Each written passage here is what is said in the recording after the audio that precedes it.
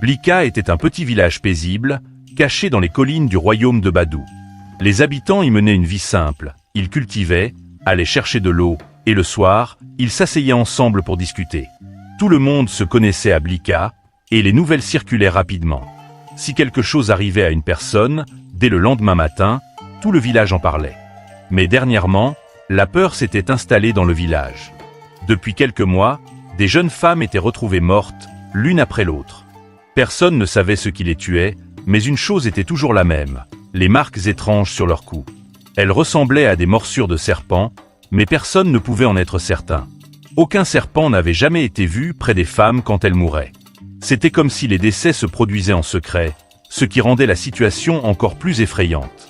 Le chef du village, Roisota, envoya des chasseurs dans la forêt pour trouver le serpent, mais ils revinrent bredouille. Les décès ne s'arrêtèrent pas, et la peur ne fit que croître. Les mères commencèrent à avertir leurs filles de ne pas se déplacer seules la nuit. Même en plein jour, les femmes ne se sentaient plus en sécurité.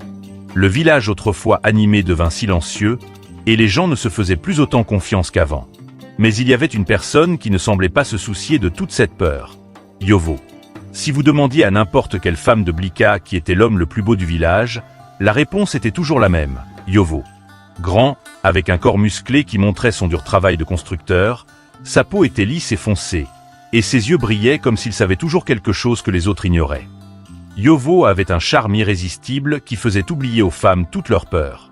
Quand il se promenait dans le village, les femmes riaient et rougissaient, espérant qu'il les regarderait. Et quand il le faisait, c'était comme si le soleil ne brillait que pour elles. Yovo savait comment utiliser son apparence et ses douces paroles. Ce n'était pas seulement son beau visage, mais aussi sa façon de parler, de se mouvoir, et de toujours sembler en contrôle. Il pouvait faire en sorte qu'une femme se sente unique au monde. Mais derrière tout ce charme et cette beauté, Yovo cachait un secret dangereux. Il ne se souciait pas de la peur qui régnait dans le village, ni des morts. Il continuait sa vie comme si tout allait bien. Yovo savait qu'il était beau, et il ne le cachait pas. Il marchait dans le village avec confiance, la tête haute, toujours à la recherche de sa prochaine proie. Les femmes de Blika étaient attirées par lui comme des abeilles par du miel, que ce soit au puits, au marché ou dans les champs.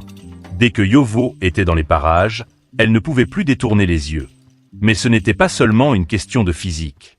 Yovo avait une façon de parler qui faisait sentir chaque femme spéciale. Il savait toujours quoi dire au bon moment. Sa voix était profonde et douce, comme le calme avant la tempête, et il savait comment faire sourire une femme, même quand elle était triste. Il ne se précipitait jamais. Yovo prenait son temps, les attirant lentement, gagnant leur confiance, les faisant